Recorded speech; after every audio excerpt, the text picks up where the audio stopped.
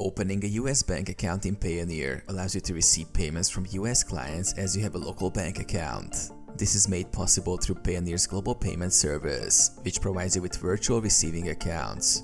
Create a Payoneer account. Visit Payoneer's website, sign up, and provide all necessary information, including identity verification details. Once your account is approved, you can access the global payment service. Access Global Payment Service. Log into your Payoneer account and navigate to the Global Payment Service section from the main dashboard. Request a US receiving account. Under the Global Payment Service, you will see various receiving accounts, including a US bank account. This account allows you to receive payments in US dollars. The US account is usually with Community Federal Savings Bank or First Century Bank and comes with account number, routing number, account type. User US bank details. You can use these US bank account details to receive ACH transfers, payments from US companies like Amazon, PayPal, or other clients.